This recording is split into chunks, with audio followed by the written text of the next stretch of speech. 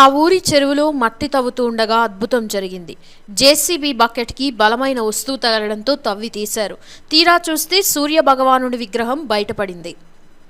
బీహార్లోని జముయి జిల్లా సికింద్రా ప్రాంతంలోని సిజౌరి గ్రామంలో వింత ఘటన చోటు చేసుకుంది. చెరువులో తవ్వకాలు జరుపుతూ ఉండగా నల్ల రాతితో చేసిన పురాతన దేవతా విగ్రహం బయటపడింది. ఈ విగ్రహం 8వ శతాబ్దానికి చెందినదని తెలుస్తోంది. మెరిసే నల్ల రాతి విగ్రహం సూర్య భగవానుడిదని, దీని పొడవు 3.5 అడుగులు ఉంటుందని స్థానికులు తెలిపారు. మంగళవారం గ్రామంలోని సిమ్రా చెరువులో తవ్వకాలు జరిపారు. చెరువులోని వండ్రు మట్టిని తవ్వి పొలాలకి ఎరువుగా వేస్తూ ఉంటారు. ఈ క్రమంలోనే జేసీబీ తవ్వుతూ ఉండగా భారీ శబ్దం వినిపించింది. జేసీబీ బకెట్ కి పెద్ద వస్తువేదో తగిలింది. దానిని తవ్వి తీయగా దేవుడి విగ్రహం బయటపడింది. నల్లని రంగులో సూర్య భగవానుడి విగ్రహం బయటపడింది. అది అచ్చం అయోధ్య బాలక్రామ్ విగ్రహం ఉండడంతో గ్రామస్తులు అవాక్కయ్యారు. ఆ విగ్రహాన్ని బయటకు తీసి గ్రామంలో ఉన్న ఆలయంలో ప్రతిష్ఠించారు. ఈ వార్త చుట్టుపక్కల ప్రాంతాలకు వ్యాపించడంతో జనం భారీగా తరలివస్తున్నారు. తవ్వకాల్లో విగ్రహం దొరికినట్లుగా Sikandra MDO Amit Kumar, circle officer Krishnakumar సౌరభ్కి సమాచారం అందింది.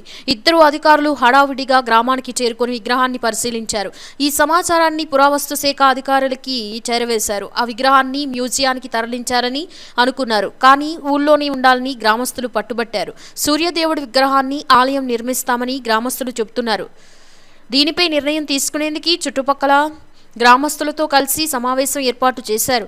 ఇందులో వందలాది మంది గ్రామస్తులు పాల్గొన్నారు. చెరువు సమీపంలో సూర్య దేవాలయాన్ని నిర్మించాలని అందరూ నిర్ణయించుకున్నారు. విగ్రహాన్ని ఠాకూర్బరి ఆలయానికి తరలించి అక్కడే పూజలు చేశారు. సికింద్రా ఎమ్మెల్యే ప్రఫుల్ మాంఝీ కూడా అక్కడికి చేరుకుని సూర్యభగవాన్ని దర్శించుకున్నారు. ఆలయ నిర్మాణానికి తన వంతు సాయం చేస్తానని ప్రకటించారు.